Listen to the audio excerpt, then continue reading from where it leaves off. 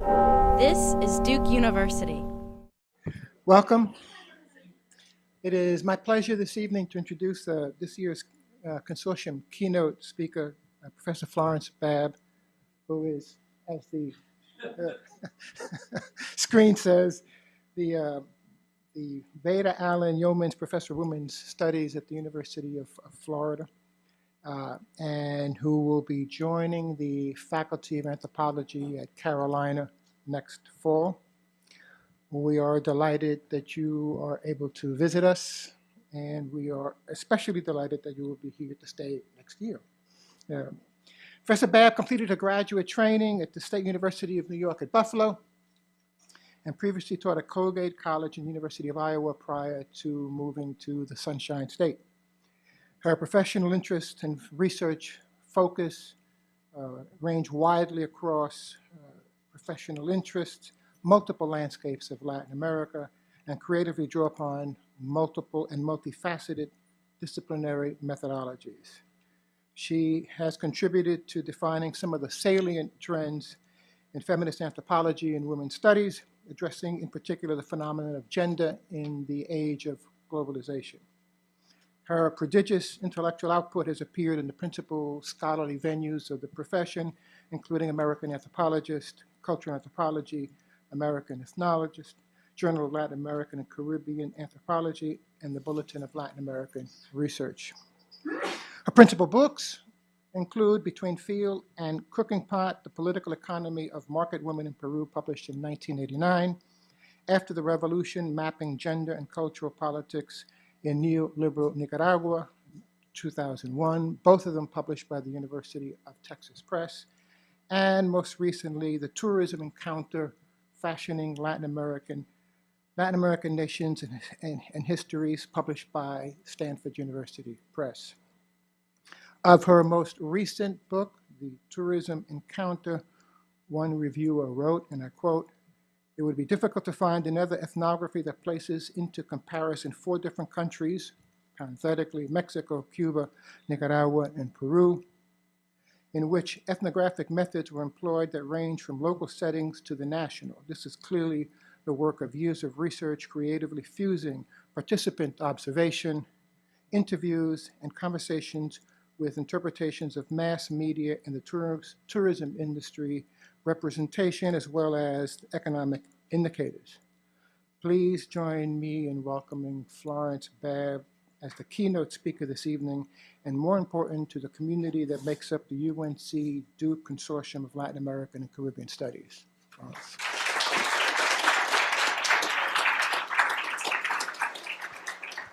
Thank you very much to Lou, and I have a glass of water. I'm afraid I might topple, so I'm going to put it back here. And okay, all I really need is one slide, so I push the arrow. Yes, you have it, and so I don't need this anymore either. Yeah, I come with one slide, so you get to see an image from the community of Vicos, Peru, which I'll refer to later in my talk. And first, I want to say that I thank very much Lou Bettis and other organizers of the conference for inviting me. It's really an honor and a pleasure to be the speaker at this event. And I am particularly pleased because I will be coming, as Lou said, to UNC starting in the fall. My partner and I are both hired here on the faculty, and I was absent from the conference yesterday because we were out looking at houses and so forth. But now I'm here, and tomorrow I will be at the conference as well. So I'm really pleased about that. I was particularly eager to come to this conference when I saw the program abstracts and saw that there was so much of interest to me, and that this has been borne out also by the afternoon sessions that I've attended, really imaginative and compelling talks. Of course, UNC and Duke are so well known for the vitality of your consortium in Latin American and Caribbean studies, and for the exciting work of faculty and grad students doing cutting-edge research and writing.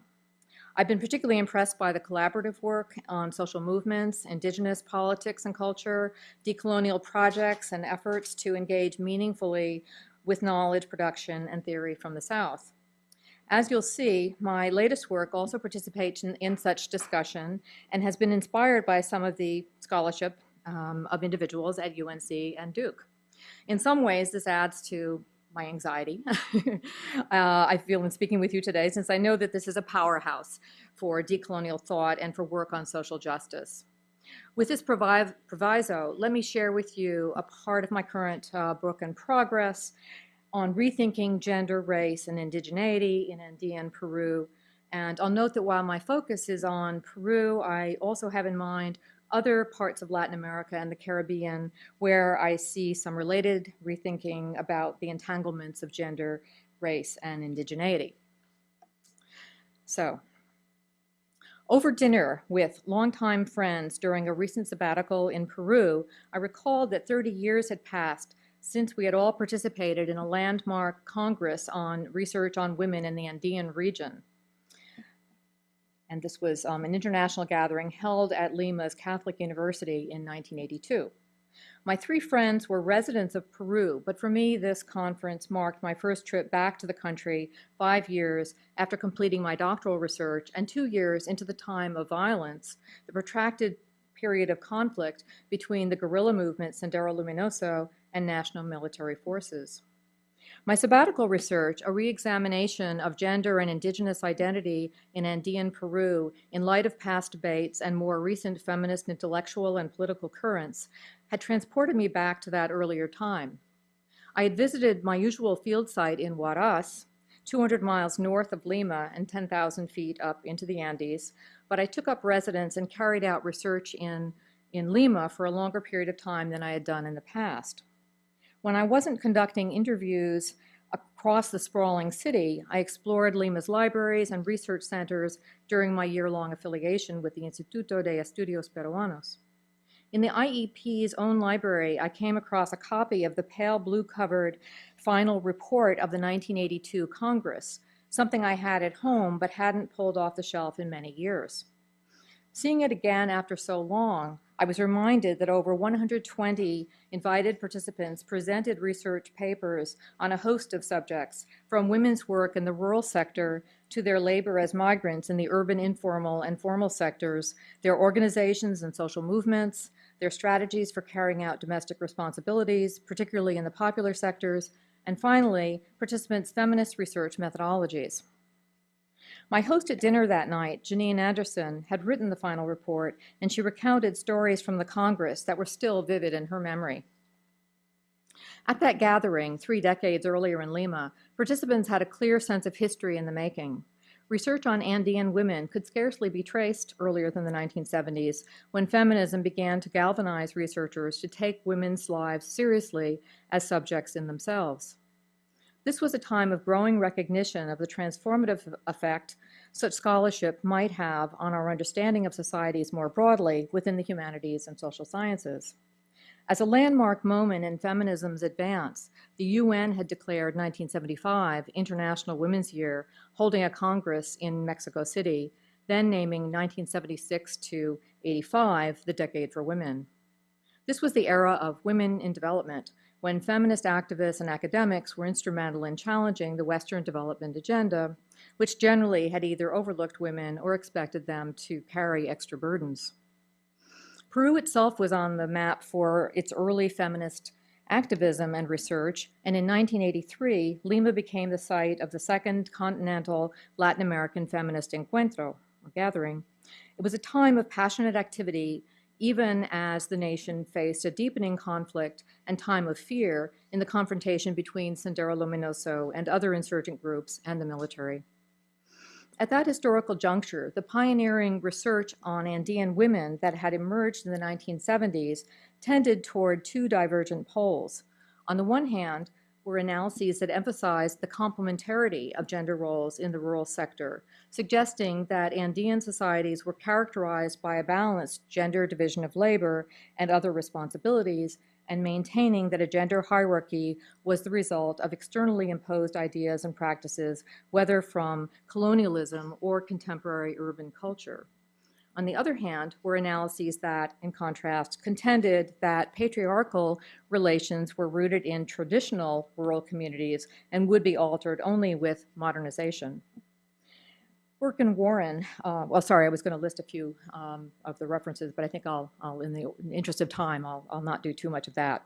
My work during this period, which I'll comment on later, focused on the well-known community of Vicos, a former hacienda that had been the site of a major project in applied anthropology in the 1950s and early 1960s.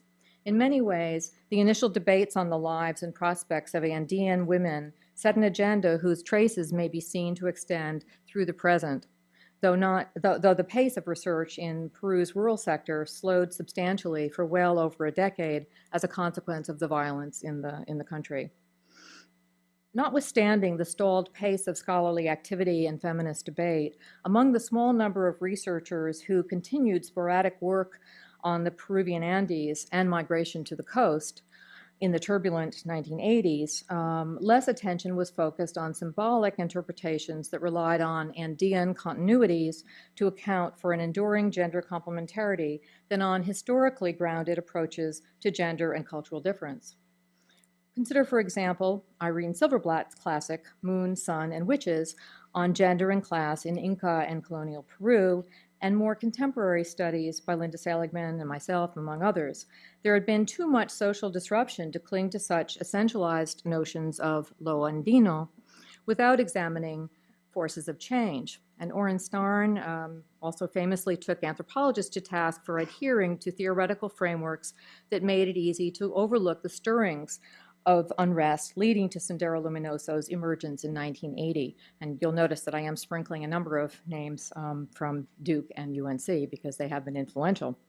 My own work, including my presentation at the 1982 Congress, reflected a shift from attention to complementary gender roles in rural Peru to increasing interest in women's productive and reproductive activities, in my case, focusing on market women in the commercial Andean city of Huaraz.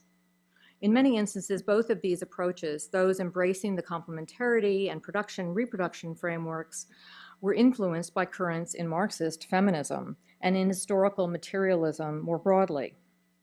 And they sought to assess and valorize women's distinct contributions as workers in the gender division of labor. In the case of urban marketers, I showed, women's work was vital to the economy, even as they were frequently scapegoats for harsh economic conditions at that time. By the mid-1990s, Peru was emerging from the internal war that cost nearly 70,000 lives, most notably in the southern Andes, but throughout the nation as well. There was a gradual normalization of activity, though the deep emotional wounds of that time have been much slower to heal. As the nation sought an economic recovery, it looked not only to mining and agriculture, but also to tourism as long-standing strategies for development.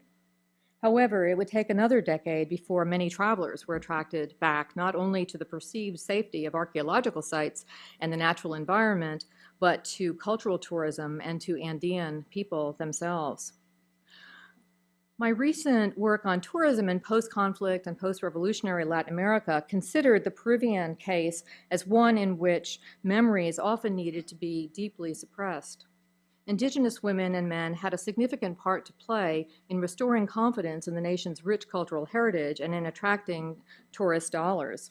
My interest during the first decade of the new millennium was in the workings of gender and power in representations of cultural tradition as Peru began to show record economic growth and rising cultural cachet as a land of treasures, culinary delights, and diverse peoples, even as social inequalities remained deeply entrenched, and herein the paradox of neoliberal multiculturalism. Feminist and related scholarship in Peru, by this time, including an increasing number of works by Peruvian researchers, had turned toward post-colonial concerns over inclusion, exclusion, and the gendered nature of citizenship participation. And here, a few names are worth certainly noting: Ruiz Bravo, De la Cadena, Barrig, Fuller, Garcia, Mendoza, and others. Although my focus is on Andean Peru, it's important before going on to note the relative absence of attention to Afro-Peruvian culture, history, and identity at the national level.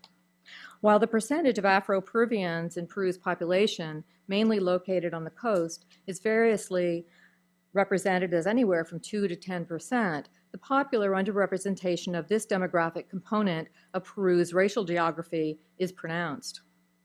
The history and cultural identities of Afro-descendant Peruvians has only gradually begun to receive the serious attention given to highland and lowland Peru. And here are a few names, again, worth mentioning: Kuche, Golash Bosa, Heidi Feldman, and I would add also Esha Lewis, who is a young scholar at the University of Florida in anthropology, who has conducted research on Afro-Peruvians and has put out a very nice video, in fact, that is circulating. My work in progress was conceived as an opportunity to revisit feminist currents in Andean research from the 1970s to the present. It's not simply my conceit as someone who undertook research in Andean Peru in the mid-70s to suggest that this is the logical starting point. Rather, that decade was fairly remarkable in Peru and much of the world for the gathering momentum of feminism as both social movement and scholarly initiative.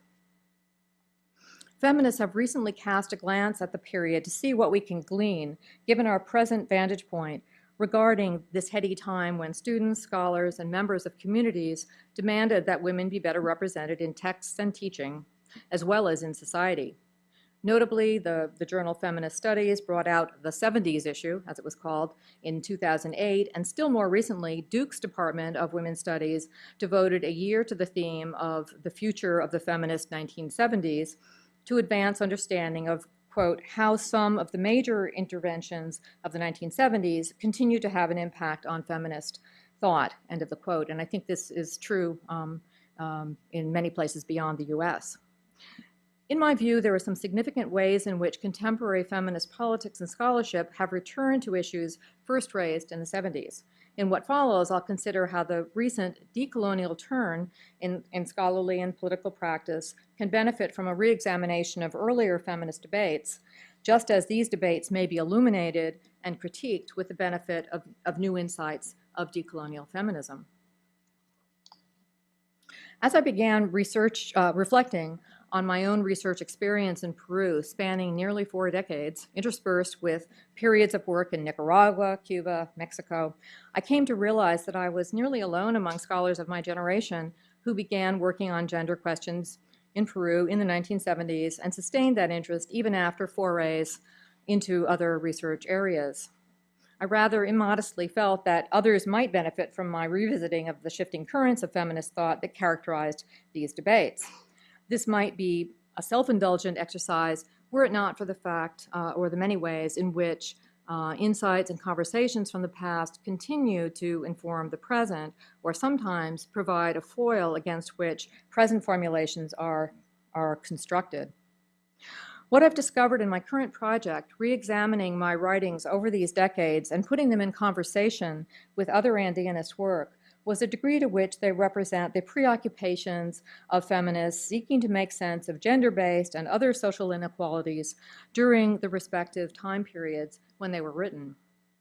I would contend that such a self-critical reflection can tell us something useful about ways of understanding gender, race, and ethnicity in the Andes, including our omissions and blind spots.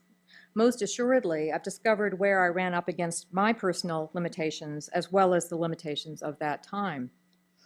My project in returning to Peru in recent years has been to reopen questions and debates from the past and to stage conversations with authors and their texts, as well as with activists and ordinary Peruvians, in order to subject my earlier work and that of others to critical scrutiny. Although in my past work I've sought to include the interpretations of my Peruvian research subjects and of Peruvian and other Andean writers, I've come to believe that a much fuller and richer dialogue is necessary between researchers and analysts of the global north and south, most notably in this case with those from Peru. Only such an intercultural dialogue will advance us beyond the sedimented debates of the past.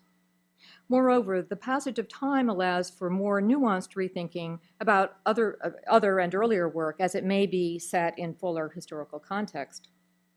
I can identify 3 closely interrelated sources that animate my project in feminist Latin Americanist intellectual history. The first stems from the opportunity I had during my sabbatical in 2011 to 2012 to spend 5 months in Peru, where I read more widely from the work of Peruvian scholars and discussed with a number of them interpretations of their work as well as my own, enabling me to put my work into conversation with a vibrant body of scholarship.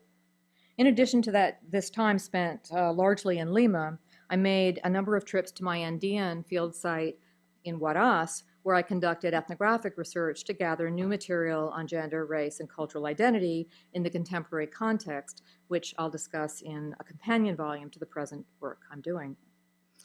Second, among these influential sources, closely related to my recent research experience, I've been influenced by the call among a number of my colleagues for a decentering of anthropologies based in the United States and Europe, and for a critical geopolitical restructuring that will recognize and engage diverse world anthropologies. Post-structuralist and post-colonial scholars have revealed to those of us in the global north that there are other knowledges, notably including those in the global south, that we must recognize and learn from. If we do not, we may expect to see the declining importance of our field.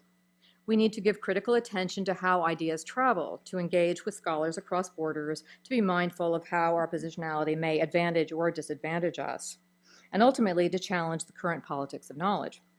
Such an approach will make scholarship both more inclusive and more meaningful in shaping a just world.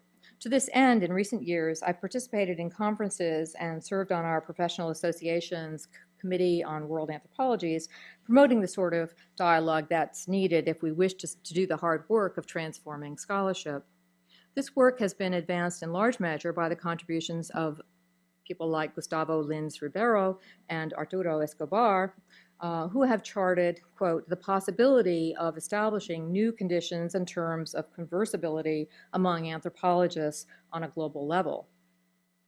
Third, and very significantly to this project, I've found recent discussion concerning the decolonial turn and decolonial feminism to be highly generative of my rethinking of gender, race, and indigeneity in Andean Peru. The project, known by some interdisciplinary scholars as modernity, coloniality, decoloniality, and I'm sure here in this setting you know that well. Recently, an anthology by Walter Mignolo and Arturo Escobar, I think, has mapped out a lot of this. And yes, this does seem like more cheerleading for UNC and Duke, I'm aware, with all these references to your stellar faculty, and it's really not deliberate. So, drawing on key insights regarding the coloniality of power, a phrase coined by Aníbal Quijano some years back, advanced earlier also by leading political theorists of the South, including Frantz Fanon in Algeria, José Carlos Mariátegui in Peru, and others. Given my focus here, it's worth noting that Peruvians have played an important part in the development of a decolonial theory and method. Mignolo begins with Juan Poma de Ayala's 16th century indigenous critique of colonial Spanish rule, and goes on to José Carlos Mariátegui's influential writing in the 1920s on the Indian problem, which revealed the structural underpinnings of poverty and the pivotal role of indigenous and laboring peoples in struggles for change. He and others include liberation theology's Gustavo Gutiérrez, who in the 1960s and 70s reframed Christian understanding from the vantage point of the poor, and Aníbal Quijano, whose seminal work from the 1990s examined the colonial and racialized apparatus of power that continues to condition relations of gender, class, gender, and sexuality in society. The decolonial turn, as it's been called by Maldonado Torres, and as many of you know, is a shorthand way of describing an ambitious project to decolonize knowledge, to challenge Eurocentric frameworks and replace Northern interpretive frames with others emerging from diverse sites, often from the South. Sources of such reframing include the creative thought of indigenous political leaders and intellectuals who offer radically new ways of thinking about cultural difference and social inequality, and who contend that another world is possible. Such an individual was the renowned 20th century Peruvian novelist, poet, and ethnologist José María Arguedas, son of a mestizo lawyer, but largely raised by the Quechua-speaking indigenous women his father employed. Marisol de la Cadena, herself a Peruvian anthropologist and formerly at UNC, I might add, has had a major influence on refiguring received knowledge about Indians and mestizos, and laments that during his lifetime, Arguedas, who defied Eurocentric binaries in an effort to introduce intercultural understanding, was dismissed by his modernist colleagues. 100 years after his birth, his ethnology is now recognized as presaging contemporary views on the complexity and variability of indigeneity and cultural identity. The sort of epistemic break with past colonial conceptual frameworks that decolonial theorists propose is also found in the work of some feminist theorists and activists. I can trace my growing appreciation of the potential power of this feminist orientation for reassessing scholarship on Andean women to hearing Aymara lesbian feminist activist Julieta Paredes speak at last year's Latin American Studies Association conference. She was on a panel that engaged the thought of the feminist philosopher Maria Lugones and others who have argued for decolonizing feminist scholarship and political activism. I was impressed by what I heard from the Bolivian self-described communitarian feminist, which recalled for me the work of Aymara sociologist Silvia Rivera Cusicanqui, who might also be considered a radical decolonial anarchist feminist. This reorientation of radical feminist thought can be traced in other writings under discussion during the last few decades: the border thinking of Gloria Anzaldúa, the anti-racist theorizing of Bell Hooks, the deconstructionist work of Gayatri Spivak, and the transnationalism of Chandra Mohanty. We may also find related feminist contributions to decolonizing and transformative projects in the field of anthropology, including the works of my colleague at Florida, Faye Harrison, also Ruth Bahar and Deborah Gordon, and others. We might go back even earlier to the writings of Zora Neale Hurston and still others. I discovered in the Bolivian writings of Julieta Paredes and her collaborator, Maria Galindo, a grassroots effort to bring about an epistemological shift to recuperate a diverse community that they contend was lost with colonialist and patriarchal rule. Through street theater, urban graffiti, and writing directed to a broad social sector, they practice a popular feminism that is at once deeply radical, praising women's valor and decrying men's part in undermining women, and that bears the traces of indigenous Andean worldview or cosmovisión. This may be compared with the theorization of Maria Lugones, which contends that our current concept of gender and of heterosexuality was a colonial imposition that must be challenged so that we may have a less distorted understanding of relations of race, gender, and sexuality, past and present. Aiming to bring greater precision to Quijano's notion of gender in the coloniality of power axis, based on European constructions of race and gender, Lugones draws on the historical interventions of scholars, principally women of color, who have argued that prior to colonization, women and men experienced much greater equilibrium. Her conclusion is that gender, under-theorized by Quijano, is just as much a historical construction as race. For Paredes and Lugones, the coloniality of gender does not presume fully egalitarian relations in pre-colonial times, but suggests that more complementary gender relations predated the later asymmetrical power relationships of men and women. To my surprise, I discovered the resonance of Lugones's and Paredes's positions with those of some feminists, myself included, writing on gender and race in the Andes going back to the 1970s. My current writing is addressing the similarities and differences in feminist theorizing and debate then and now. I ask, for example, whether or not the Andean complementarity perspective is redeemed in light of insights gained from decolonial feminism. According to pre-conquest Andean cosmology, a principle of dualisms, night, day, sun, moon, etc., and a gendered notion of reciprocity order everyday life. This has been said to account for the gender division of labor, whereby women's work is more closely attached to the household and to herding animals, for example, as well as certain aspects of agriculture like sowing seeds, while men are more often involved in tilling the land with the plow and in harvesting, as well as in publicly representing households in the community. This account of enduring gender relations in the Andes has been criticized by some feminist scholars and activists as overly essentialist and idealized, and as failing to explain incidences of gendered violence and the exclusion of women from certain spheres of social life. I want to pose the question, would a decolonial feminist view of complementarity bring greater recognition to the significant place of women in the household and larger scale economies based on an ethic of interdependence and reciprocity, and also account for gendered violence and exclusion where it occurs? Or would it explain away the evidence of inequality as legacies of a colonial past? I also question whether other feminist frameworks utilized in Andean research during the past few decades, including the production, reproduction, conceptualization, and the post-colonial analytic of gender, race, and power, prefigured a decolonial feminism, or whether they were too wedded to dualistic Eurocentric frames of reference or knowledge to adequately challenge received ways of knowing. I subject my own work to such questioning, and at the end of the day, my answers that I come to are of the both and variety more than any singular reclaiming or disavowal of earlier positions. What I find most compelling is the new vigor that the decolonial turn can bring to the discussion of past, present, and future feminist debates. It promises to help us complicate and challenge overly reductionist views of gender inequality in the Andes as stemming from persistent cultural tradition without questioning decades and even centuries of change in rural Peru.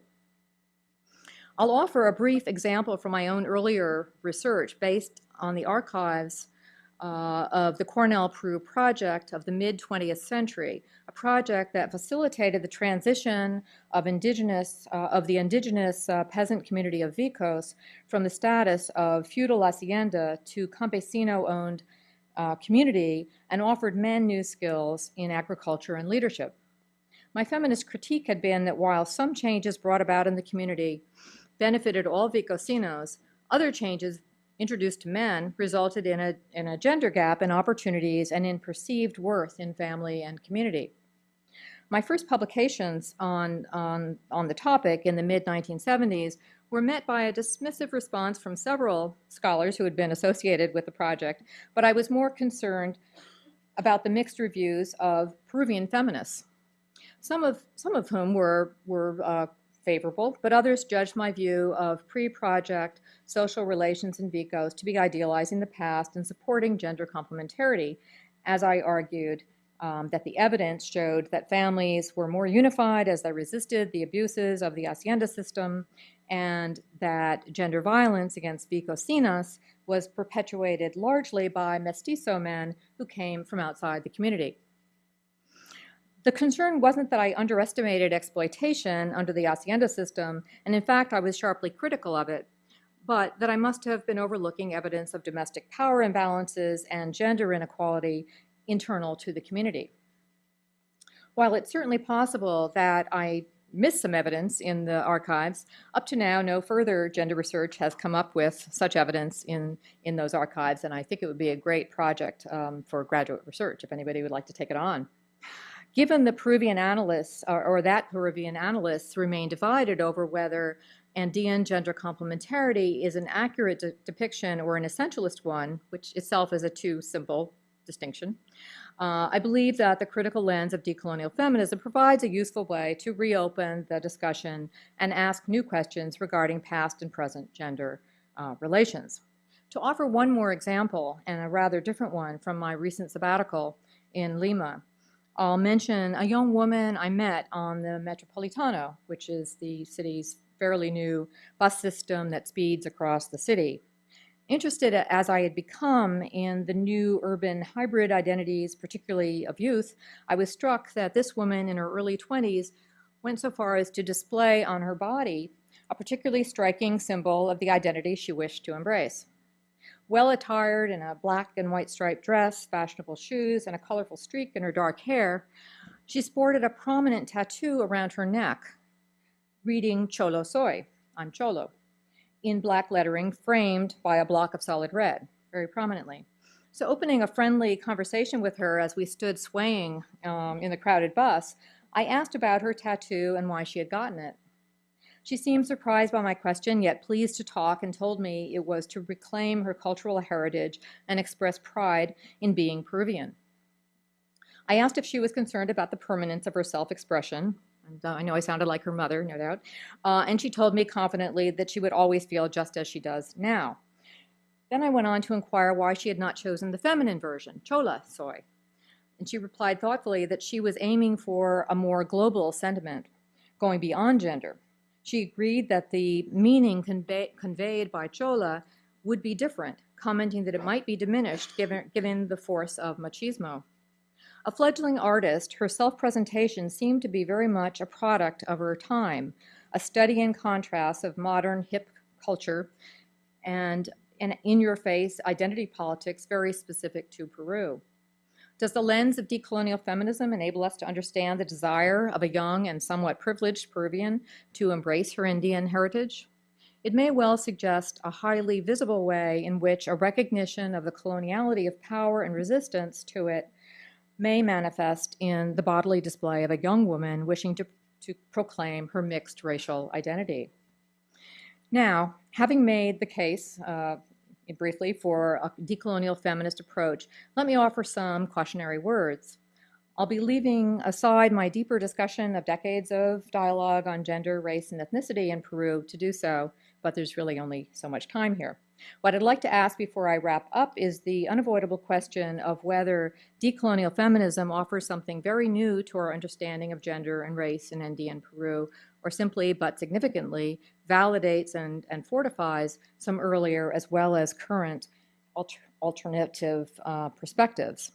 The first problem in addressing this question is that while we can identify past decolonizing interventions in feminist Latin Americanist scholarship, thanks to some that I've already named, and others like Jean Franco and Gina Vargas, the latter from Peru, who are renowned in the field, we're only now finding more contemporary scholars who are embracing the brand of decolonial feminism. I would suggest that we need a capacious approach to encompass the big tent of those, including and really led by an increasing number of Southern contributors who share a concern to re-examine the entanglements of race and gender in the Andes and more broadly in Latin America. Let's bring a few recent interlocutors into the discussion. As a particularly fruitful example, consider the collection co-edited by anthropologists Aida Hernandez and Andrew Canessa, feminist social analysts from Mexico and the UK, respectively, whose collaborators span a wide range of activist scholars from Mesoamerica and the Andean region. In their collection, Género, Complementariedades y Exclusiones, Hernandez and Canessa usefully map out a terrain over which they seek to build intercultural dialogue. They offer a theoretical formulation that is at once attentive to race, cultural difference, and political struggle, and to gender and power in indigenous societies. They bring clarity to the tensions between feminists who make claims for women's rights and indigenous activists who make claims for communitarian cultural rights, and show why issues of cultural complementarity and difference remain central to contemporary political struggle. While I would question the proposition that women's rights are necessarily individual rights while indigenous rights are collective, I think sometimes women's rights can be viewed as collective too. So this may be an unnecessary binary distinction. I agree with Hernandez and Canessa that what matters are the perceptions of indigenous women and men, which are often quite diverse in this regard. Unfortunately, as they note, debate has frequently stalled as the lines are drawn between, on the one side, those who argue that gender complementarity is a pre-colonial asset and that present-day notions of gender and women's rights are the imposition and legacy of colonialism, and on the other, those who maintain that respect for the idealized principle of complementarity must not stand in the way of confronting the lived experiences of gender violence and other manifestations of inequality. Thus, if some groups of indigenous women are embracing discourses of women's rights as a tool for confronting gender injustice, they must not be dismissed with the patronizing view that they have given up their cultural heritage in the process, becoming inauthentic or acculturated. We may recall the Bolivian communitarian feminists I mentioned earlier as an example of the more complex politics of gender and cultural identity now emerging in some parts of Latin America. I've just learned very recently of the important work now in press of Diana Marcela Gomez, who is here with us, doctoral student in anthropology at UNC, and her colleagues on decolonial pedagogies, including a fascinating conversation on pedagogies for developing decolonial feminism. They offer an appreciation of past practices that might be included among useful initiatives, as well as suggestions for future practices. Diana and her collaborators' forthcoming book promises to make a productive intervention in both feminist and decolonial pedagogies. And just a couple of weeks ago, I received a copy of the awaited SAR publication of Otros Saberes on collaborative research of activist academics and indigenous and Afro-descendant groups in Latin America. Charlie Hale and Lynn Stephen edited this collection, which presents the findings of 6 LASA-sponsored projects in the region that were defined by social movements and organizations working with local communities. Thus, local indigenous knowledge shaped the initiatives and brought about their success. The volumes engaged contributors write their chapters in Spanish, Portuguese, and English, making this an intercultural and strongly collaborative initiative.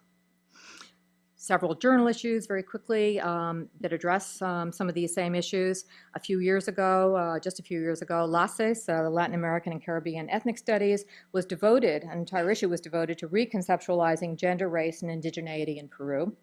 And in it, Marisol de la Cadena situates the contributors' efforts to understand the epistemic moment as the state shapes social relations and marginalized groups push back against the coloniality of power.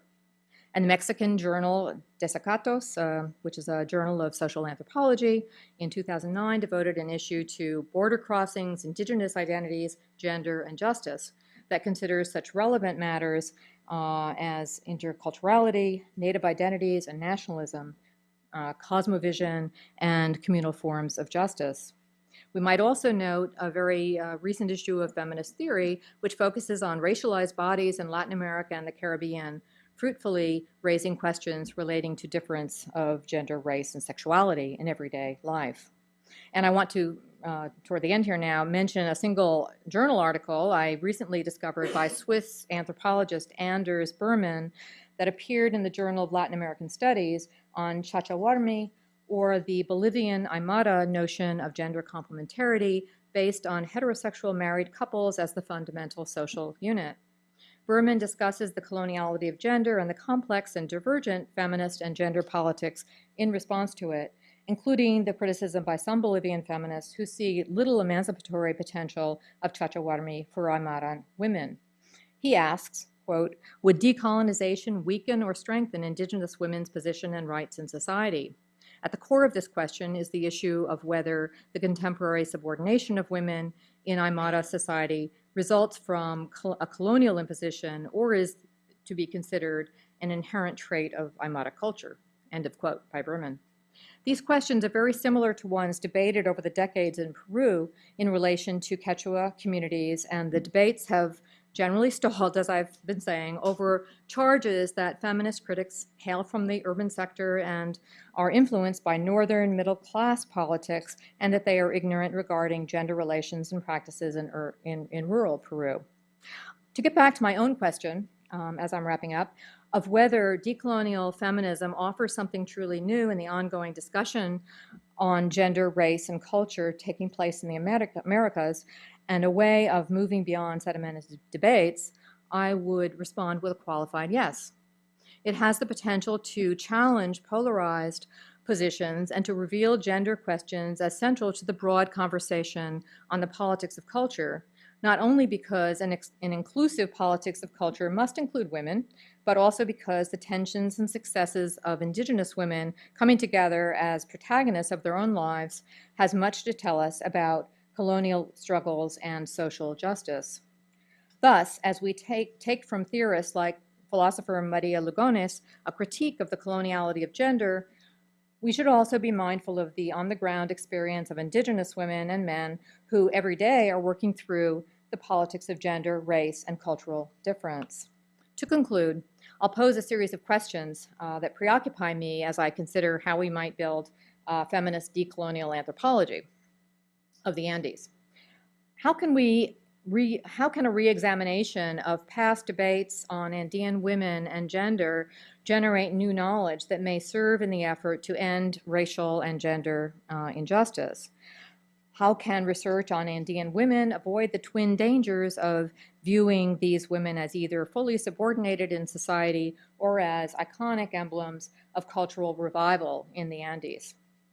With race and ethnicity receiving greater attention from feminist analysts, how can we bring sexuality into our research in more productive ways as well?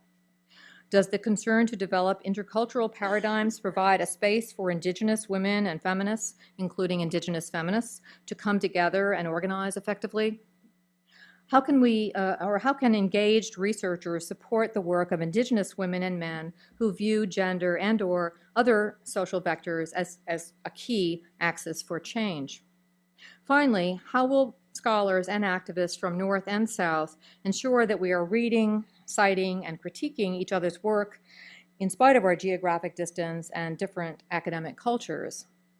As many of you already know so well, these are some of the challenges we face as we consider ways to decolonize scholarship and construct a more vibrant knowledge base from which to work on gender, race, and sexuality in the Andes and indeed throughout the Americas. So I thank you very much.